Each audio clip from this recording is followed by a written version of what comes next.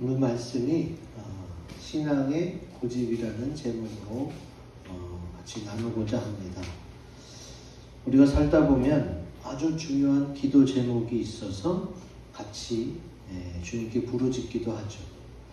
여러분 중에도 혹시 오늘 베드로처럼 요나나 또 엘리야처럼 주님 앞에 목숨을 걸고 기도한 적이 있습니까?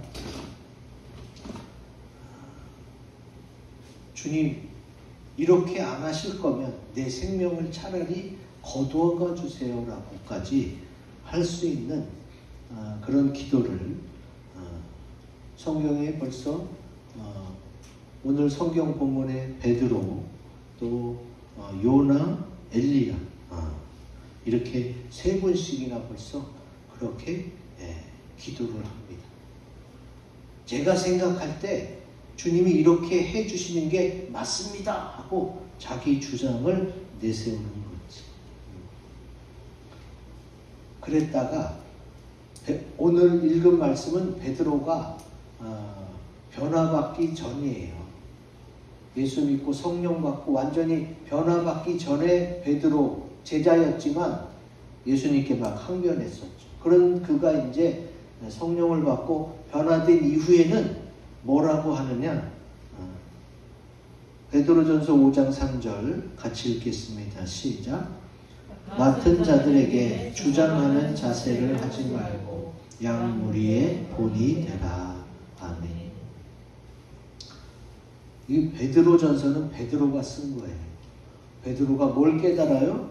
내가 그렇게 주님을 붙들고 항변을 하고 또 주님을 부인하지 않겠다고 내가 죽을지언정 그렇게까지 얘기를 했었지만 그게 아무 소용없었다는 것을 깨닫고 이제 베드로는 뭐라고 합니까? 주장하는 자세를 하지 말고 그냥 주님의 뜻을 물어보면서 양무리가 따라올 수 있는 모습, 모델이 되어라, 본이 되어라고 말씀하고 있습니다. 간혹 하나님이 우리에게 뭘 하라고 하실 때 그것을 쉽게 받아들이거나 쉽게 순종하기 어려운 일들이 있어요. 그러면 아니 원래 하나님이 이러지 않는데 왜 이러세요 하고 따질 것이 아니라 하나님이 이번에는 왜 그러시지? 하나님이 그렇게 말씀하신 데에는 이유가 있을 거 아니에요. 그 이유가 먼저 무엇인가를 생각해보고 왜 나에게 그럼 이런 말씀을 하셨지? 하고 자기 자신을 돌아보는 시간을 먼저 갖는 것이 신앙인의 바른 자세라고 할 수 있습니다. 오늘 말씀을 통해서 내가 그동안 하나님을 믿으면서도 아니 하나님 이게 맞잖아요 하고 하나님이 원하시지 않음에도 내가 맞다고 생각해서 고집부렸던 또 주장을 내세웠던 그런 적이 있다면 이제 그러지 마시고 주님의 뜻을 헤아려서 잘 순종하시기를 주님의 이름으로 기원드립니다. 아멘. 자, 한 번씩 살펴봅시다. 그럼 우리가 주의해야 할 신앙의 고집은 어떤 건지 그거 굵은 곳이 같이 있습니다. 시작. 기록된 성경 말씀을 벗어나면 안 됩니다. 아멘. 이거 아주 중요해요. 우리가 신앙생활을 하는데 그 신앙생활의 기준이 바로 하나님의 말씀, 성경 말씀입니다. 오늘 읽은 말씀에 뭐가 나와요? 마가복음 14장 27절 같이 읽습니다. 시작. 예수께서 제자들에게 이르시되 너희가 다 나를 버리리라. 이는 기록된 바 내가 목자를 치리니 양들이 흩어지리라 하였음이니라. 아멘. 지금 주님께서 말씀하신 게 뭐예요? 기록된 바, 기록된 바. 이미 성경 말씀에 예언이 돼 있다는 거예요. 무엇이? 예수님이 십자가 고난을 당할 때 그 제자들이 흩어진다는 그 말씀이 이미 예언되어 있어요. 그러면 이루어져요, 안 이루어져요? 응? 하나님이 말씀하신 것은 반드시 이루어지게 돼 있습니다. 이 양들이 흩어진다는 말씀이 이사야 47장 15절, 스가랴 13장 7절에 미리 예언되어 있어요. 하나님은 이루시지 않을 것을 말하는 법이 없어요. 하나님 모든 것을 아시고 모든 것을 할 수 있기 때문에 하나님은 말씀과 동시에 이루어지게 되어 있습니다. 그걸 확실히 믿으시기 바랍니다. 그러면은 만약에 제자들이 이 말씀을 들었을 때 기록된 바 내가 목자를 치리니 양들이 흩어지리라. 그러면은 이거는 우리가 원하는 건 아니지만 이렇게 이루어지게 되겠구나. 왜? 하나님이 말씀하셨으니까. 그렇다면 그 다음 말씀, 예수님이 갈릴리에 가신다니까 갈릴리에 가야겠다. 이것을 주목하고 이것을 기억해야 되는데 그때 당시 베드로와 제자들은 그렇지 못했어요. 그러면 제자들만 그러느냐? 아닙니다. 세례 요한도 쓸데없는 신앙 고집을 부린 적이 있어요. 제가 말씀드릴게요. 예수님이 세례 요한을 향하여 여자가 낳은 중에 가장 큰 자다 이렇게 말씀하셨거든요. 근데 쓸데없는 신앙 고집 부리다가 천국에서 가장 낮은 자가 됐어요. 그게 뭐냐? 누가복음 7장 19절 같이 읽습니다. 시작. 요한이 그 제자 중 둘을 불러 주께 보내어 이르되 오실 그이가 당신이 오니이까 우리가 다른 일을 기다리오리이까 하라 하매. 여기 이 요한이 세례 요한입니다. 세례 요한. 세례 요한이 감옥에 갇혔어요. 그래서 예수님은 알잖아. 그래서 예수님이 자기가 감옥에 나올 수 있도록 도와줄 줄 알았나 봐.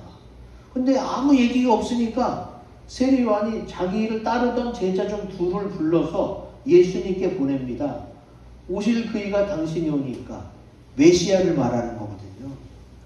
메시아가 예수 그리스도 당신입니까? 하고 의심했어요. 우리는 이걸 읽으면서 이게 의심인가 아닌가 모를 수도 있는데 이거는 의심한 내용입니다. 의심이라는 단어가 안 나왔을 뿐이지. 오실 그이가 메시아가 정말 예수 그리스도 나사렛 예수 맞습니까? 이게 의심하니까 그때 예수님이 뭐라고 그랬느냐? 여자가 낳은 자 중에 가장 큰 자가 세례 요한이었는데 근데 그가 지금 의심해서 믿음이 떨어져서 천국에서 가장 낮은 자가 됐다고 이렇게 말하고 있어요. 여러분 얼마나 안타까워요. 세례 요한이 그냥 감옥에 갇혔으면 그냥 가만히 있지, 기도나 하고 있지. 이거 어떻게 해요? 제자 중 둘을 불러 주께 보냅니다. 이런 거 안 해도 되잖아요. 감옥에 있으면서 얼마나 사람들을 통해서 제자를 불러 뭘 시키는 게 어려웠겠어요. 그 어려운 일을 굳이 해서 쓸데없는 신앙 고집을 피워서 그 어떤 신앙 고집이에요? 예수님 다 아니까 나 좀 감옥에서 꺼내주세요. 이런 생각이었던 것 같아요. 근데 그 생각이 잘못됐나? 이렇게 생각할 수 있는데 자, 세례 요한은 뭘 알고 있었어요? 하나님의 말씀을 알고 있었어요. 제가 읽어드릴게요. 요한복음 3장 27절에 30절 중에 세례 요한이 어떤 믿음과 뭘 알고 있었느냐. 요한이 대답하여 이르되 만일 하늘에서 주신 바 아니면 사람이 아무것도 받을 수 없느니라. 신부를 취하는 자는 신랑이나 서서 신랑의 음성을 듣는 친구가 크게 기뻐하나니 나는 이러한 기쁨으로 충만하였노라. 그는 흥하여야 하겠고 나는 쇠하여야 하리라 하니라. 세례 요한은 이걸 알고 있었어요. 그는 흥하여야 하겠고. 예수님이 이제 점점 더 복음을 전하면서 많은 사람의 복음을 전파할 수 있는 그런 존재가 되고 나는 쇠하여라. 나는 이제 더 이상 예수님의 사역을 가로막지 않는 그런 존재로 쇠할 것을 세례 요한은 알고 있었어요. 알고 있었으면 감옥에서 쓸데없는 신앙 고집을 피울 게 아니라 이렇게 되는 것이 하나님의 뜻인가 보다 하고 가만히 기도만 하고 있었으면 됐는데 그냥 어렵게 자기 제자들도 수소문해서 내가 너에게 주는 말을 너는 예수님한테 가서 전해라. 그래서 전해갖고 천국에서 가장 낮은 자가 됐죠. 근데 그러다가 헤로디아의 딸이 춤추고 그 상으로 세례요한의 목을 베서 주면서 세례요한이 순교하게 됩니다. 그나마 순교해서 천국에서 가장 낮은 자였다가 조금 회복되게 된 거죠. 그런 일이 왜 생겼어요? 굳이 안 해도 될 말을, 굳이 하지 않아도 될 일을 세례요한이 나서서 했기 때문에 그렇게 됩니다. 여러분, 하나님의 말씀은 반드시 이루어지게 되어 있습니다. 그러니까 내가 그걸 원하든 원하지 않든 또 나한테 좋은 일이 아니어도 그것은 이루어지게 되어 있단 말이에요. 지금 마지막 때 어떻게 돼요? 가면 갈수록 기독교는 핍박받게 돼 있어요. 성경에 써 있어요.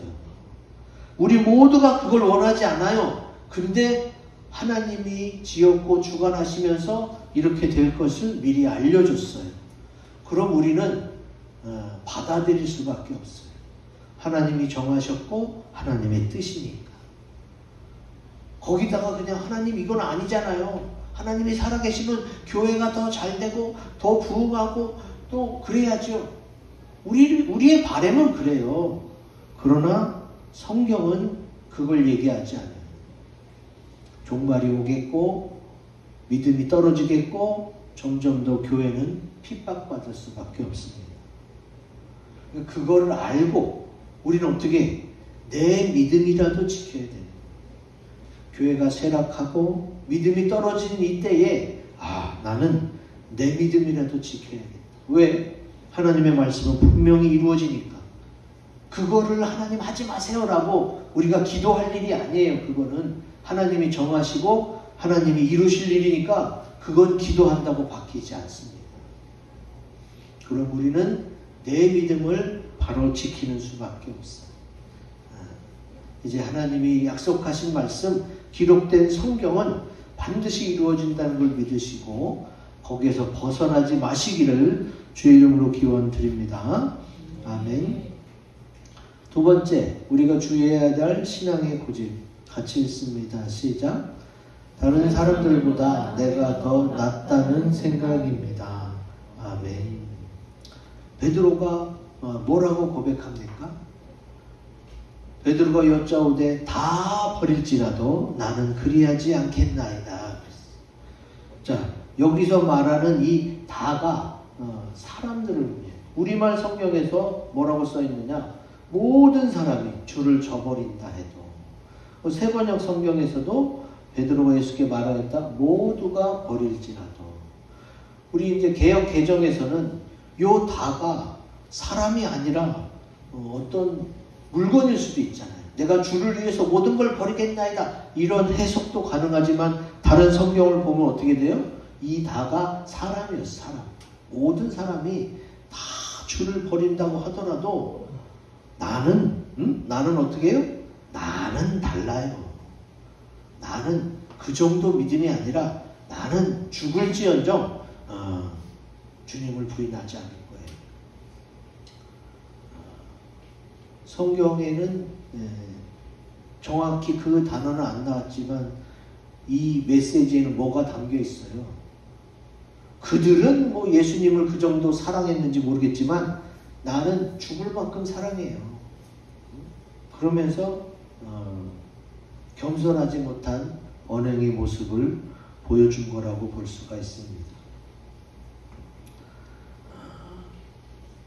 여러분, 우리가 베드로만 그런 게 아니에요. 제자들까지 다 나는 주님을 죽을지언정 부인하지 않겠나이다 그랬단 말이에요. 몇 절에?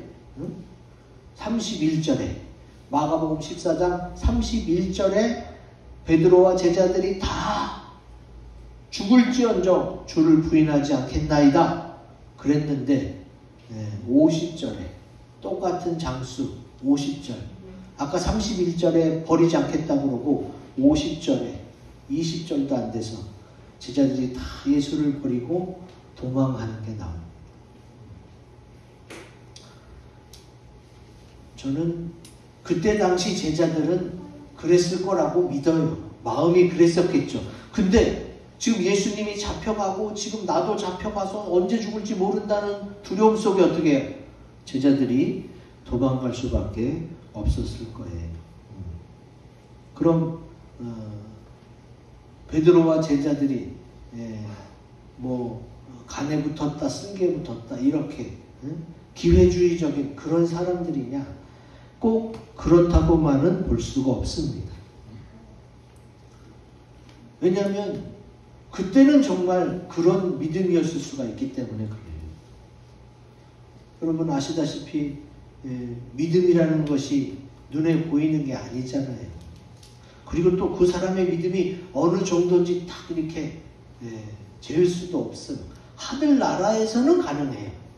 하늘나라에서는 그 사람의 믿음의 무게를 달아본다 이런 성경이 있거든요. 그리고 정말로 하늘나라에서는 그 사람의 믿음을 재을 수가 있어요. 근데 이 땅에서는 안 되거든요. 그러니까 어떻게 해요? 믿음에 대해서는 우리가 겸손해야 돼요. 내가 그럴 마음이고 그럴 생각이어서 그걸 지키려고 노력하면 되지. 아유 나는 저 사람들이랑 달라. 저 사람들 다 주님을 버릴지라도 나는 안 그래. 나는 이렇게 생각하면 안 된다는 거예요. 내가 저들보다는 좀 나은 사람이야 라고 생각하면 안 된다는 겁니다. 빌립보서 2장 3절 같이 읽습니다. 시작. 아무 일에든지 다툼이나 허용으로 하지 말고 오직 겸손한 마음으로 각각 자기보다 남을 낮게 여기고. 아멘. 주님이 분명히 말씀하셨어요. 너 속으로는 그래도 내가 저 사람보다는 낫지 이런 생각을 할지 모르지만 그런 생각 올바른 생각 아니다. 성경적으로 어떻게 생각해야 돼요? 예수 믿는 사람은 내 믿음이나 저 사람의 믿음이 어느 정도인지 몰라. 그렇다면 어떻게 해요? 아유 저 사람은 나보다 더 잘 믿는 사람이겠지. 내 믿음보다 저 사람의 믿음이 더 좋을 거야. 이렇게 여기라고 주님이 성경에 써놨어요. 이걸 왜 써놨겠어요? 믿음에 대해서 겸손하라고 써놓은 거예요. 너의 믿음이 그때는 좋았을지 모르지만 나중에 어떻게 바뀔지 모르니까 장담하지 말고 겸손하라는 거지. 예수님이 바리새인들을 향해서도 그렇게 얘기했어요. 그들이 뭐라고 그랬어요? 저 세리들보다 내 믿음이 낫다고 그렇게 생각하니까 주님이 어떻게 해요? 바리새인들을 책망하셨거든요. 누가복음 18장에 나옵니다. 9절에서 14절인데 중요한 요절만 제가 읽어드릴게요. 또 자기를 의롭다고 믿고 다른 사람을 멸시하는 자들에게 이 비유로 말씀하시되 바리새인은 서서 따로 기도하여 이르되 하나님이여 나는 다른 사람들 곧 토색, 불의, 간음을 하는 자들과 같지 아니하고 이 세리와도 같지 아니함을 감사하나이다. 14절 내가 너에게 이르노니 14절은 같이 읽습니다. 시작. 내가 너희에게 이르노니 이에 저 바리새인이 아니고 이 사람이 의롭다 하심을 받고 그의 집으로 내려간다니라. 무릇 자기를 높이는 자는 낮아지고 자기를 낮추는 자는 높아지리라 하시니라. 아멘. 우리가 나름대로 내가 그동안 수십 년 예수님을 믿었는데 교회 한 번 주일날 예배 한 번 빠지지 않고 11주 한 번 안 빼먹고 내가 예배에 안 빠지고 이렇게 열심히 했는데 하고 자기를 이렇게 높이는 것 또 신앙에 있어서 내가 높다고 생각하는 것 이거 버려야 할 신앙의 고집이에요. 그가 정말 믿음이 좋고 하나님께 자랑할 만하다면 하늘에 많이 상급이 쌓였을 거예요. 그리고 하늘나라 가서 누리면 되지. 여기서 나는 잘했으니 너는 못했고 너는 이걸 고쳐야 되고 이렇게 저렇게 지적질할 필요가 없는 거예요. 주님은 그러지 말라고 성경에 여러 군데 써놓고 있어요. 이것이 우리 신앙을 가진 사람들이 조심해야 될 그런 고집 중에 하나. 그래, 주님의 은혜로 내가 이제까지 와서 감사하다. 앞으로 내가 더 열심히 해야지, 더 섬겨야지, 이런 생각은 가져도 되는데, 내가 이렇게까지 왔으니 나 이 정도 될 거야. 나 이 정도 높아졌으니 다른 사람들 뭐 가르치고 지적질해도 되겠지. 이런 생각은 버리라는 겁니다. 다른 사람들보다 내가 더 낫다는 생각은 버리시고, 왜? 그것이 곧 교만을 불러오기 때문에 그렇습니다. 이제 교만하지 않고 겸손하여 쓸데없는 신앙의 고집을 부리지 마시기 바랍니다. 아멘. 마지막 우리가 주의해야 할 신앙의 고집 같이 읽겠습니다. 시작. 나의 생명을 걸고 고집하면 안 됩니다. 아멘. 이거 아주 조심해야 될 부분이에요. 지금 베드로가 힘있게 말하면서 뭐라고 그랬어요? 내가 주와 함께 죽을지언정 주를 부인하지 않겠다. 이게 생명을 걸고 주님 앞에 막 장담하는 신앙을 보이는데 여러분 이거 조심해야 돼요. 왜 그러느냐? 지금 내가 살아있고 숨 쉬어요. 이 생명이 마치 내 것처럼 생각될 수가 있는데 어떤 사람이든지 자기가 태어나고 싶어서 태어난 사람은 아무도 없어요. 여러분 기억하세요. 그러면 이 생명이 내가 원해서 주어진 게 아니라 하나님이 준 거란 말이에요. 하나님이 내게 생명을 주신 줄로 믿습니다. 그러니까 이 생명은 하나님으로부터 온 거예요. 그리고 하나님에게 우선권이 있어요. 그래서 자살한 사람들은 자기 생명을, 하나님이 주신 생명을 자기 마음대로 죽여버렸기 때문에 천국에 가지 못한단 말이에요. 자살도 안 되지만 하나님이 주신 이 생명을 걸고 내가 뭘 주장하거나 고집 피우면 안 된다는 얘기예요. 베드로는 그만큼 자신이 있어서 이렇게 했겠지라고 좋게 생각할 수도 있지만 결국 어떻게 됐어요? 아까 얘기했잖아요. 31절에 부인하지 않겠다. 모든 제자도 그렇게 해놓고 50절에 다 도망갔잖아요.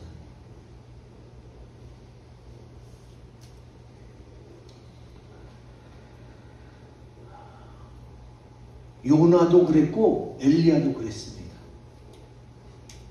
우리가 잠깐 뭐 동영상에도 나왔지만 요나가 뭐라고 그랬어요? 니느웨에 가서 니느웨가 멸망할 것을 전했어요. 요나가 원한 건 니느웨의 멸망이었어요. 그런데 하나님은 요나를 통해 오히려 니느웨 왕부터 짐승까지 회개하고 금식하고 하나님이 구원시켰죠. 그거를 요나가 싫어해서 여호와여 원하건대 이 내 생명을 거두어 가소서. 사는 것보다 죽는 것이 내게 나옵니다. 이렇게 막 주님 앞에 고집을 피우잖아요. 그리고 엘리야도 그렇습니다. 엘리야도 아세라와 바알을 섬기는 850명의 선지자와 싸워갖고 이겼잖아요. 이겼는데 이제 내 생명이 궁지에 몰리니까 뭐예요? 내 생명을 거두시옵소서. 하나님 이러려고 이런 겁니까? 하고 생명을 거둬가 달라고 고백하잖아요. 자, 아주 쉽게 말하면 요나 선지자도 엘리야 선지자도 하나님의 뜻, 니느웨 백성을 향한 하나님의 뜻을 요나가 몰랐던 거고, 또 이스라엘과 엘리야를 향한 하나님의 뜻을 엘리야가 몰랐기 때문에 그 생명을 걸고 주님 앞에 주장을 하는 어리석은 주장을 하게 됐지. 우리는 뭐 선지자도 아니고 나는 그냥 일반 평신도인데 뭐 이렇게 생각할 게 아닙니다. 우리도 나름대로 고집이 있잖아요. 하나님 이거를 꼭 해주셔야 됩니다 하고 부르짖어 기도하고 금식하며 기도하는 그런 게 있을 수가 있어요. 그렇게 기도하다 보면 기도 가운데 하나님의 마음을 알 수 있게 되고, 또 예수 그리스도와 성령의 인도하신 대로 하나님의 말씀을 듣다가도 하나님이 정말 원하시는 하나님의 뜻을 알 수가 있어요. 그러면 그걸 알게 해주신 주님께 제가 잘못 생각했네요. 또 하나님이 이걸 원하시는데 나는 이쪽을 봤네요. 주님, 이제 주님 뜻대로 하겠습니다. 이렇게 주님 뜻대로 가면 되거든요. 우리는 완전한 사람이 아니니까. 근데 하나님 그럴 리가 없지 않습니까? 하면서 막 주장하다가는 하나님을 더 힘들게 만드는 결과를 초래할 수가 있습니다. 우리가 뭘 주장한다고 할 때에 그 모든 것을 다 아는 게 아니잖아요. 우리는 잘 모르면서 그냥 막 믿음으로 막 이럴 거야 라고 주장할 때도 있어요. 여러분, 우리가 조심해야 될 것 중에 하나가 잘 모르는 거에 대해서는 강하게 주장하면 안 돼요. 왜? 잘 안다고 하는 것도 하나님의 뜻하고 안 맞을 수가 있는데 잘 모르는 것에 대해서 그렇게 하면 안 되죠. 욥이 그렇게 하다가 혼났어요. 사실 욥이 시험 당할 때 얼마나 욥이 억울했겠어요. 하나님과 사단의 시험 속에 욥이 낀 건데. 그래서 욥이 입술로 범죄하지는 않지만 자기의 생리를 저주했어요. 내가 어쩌다 태어나서 이런 고난을 당할까 하고 막 그렇게 했던 적이 있는데, 그래서 마지막에 욥기 42장에 보면 욥이 잘못했다고 주님 앞에 고백하는 내용이나, 욥기 42장 3절 같이 읽습니다. 시작. 무지한 말로 이치를 가리는 자가 누구니까? 나는 깨닫지도 못한 일을 말하였고 스스로 알 수도 없고 헤아리기도 어려운 일을 말하였나이다. 아멘. 그래서 욥기 38장부터 하나님이 욥에 대해서 네가 도대체 얼마나 안다고 그러느냐 하면서 막 책망하는 게 나. 38장부터 42장까지 3, 4장에 걸쳐서 욥이 하나님의 위대하심을 깨닫게 됐지. 내가 안다고 하면서 말했던 게 모르는 거였구나.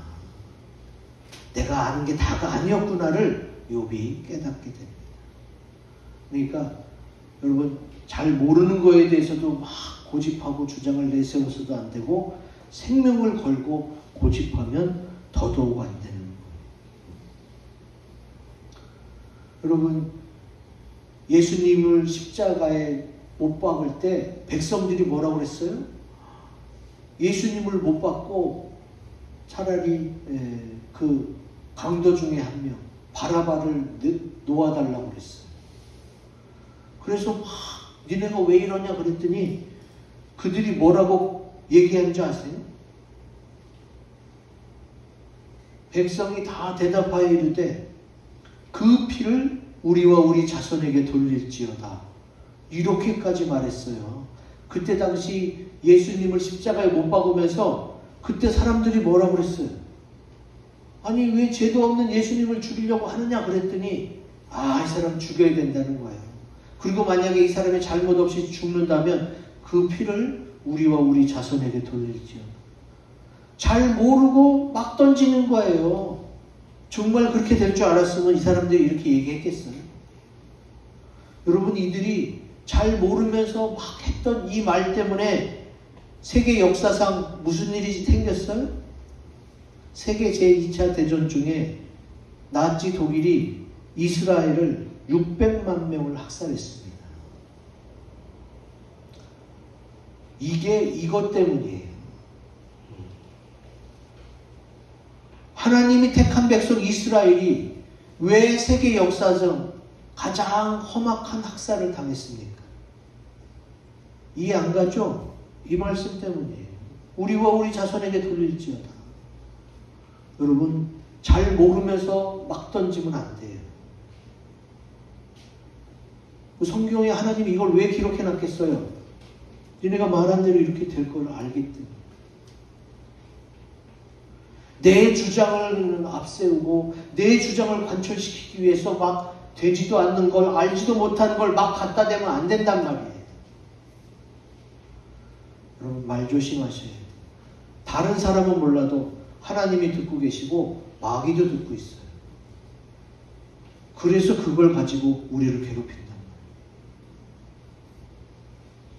여러분, 아주 중요합니다. 우리는 말이 쉽다고 해서 말을 막 뱉을 수가 있는데, 내가 잘 모르는 거에 대해서 또 내 생명을 걸고 그걸 고집하면 안 돼. 이것 때문에 어떻게 해요? 내 후손까지도, 아니면 다른 그리스도인들까지도 피해를 볼 수가 있습니다. 이제 하나님의 뜻을 묻지 않고 내 마음대로 하려는 신앙의 고집을 버리고 주의 말씀에 순종하시는 저와 여러분들이 되시기를 주의 이름으로 축원드립니다. 아멘. 오늘 말씀을 가지고 우리 앞에 있는 세 가지 기도 제목으로 묵상하고 다짐하는 시간을 갖겠습니다.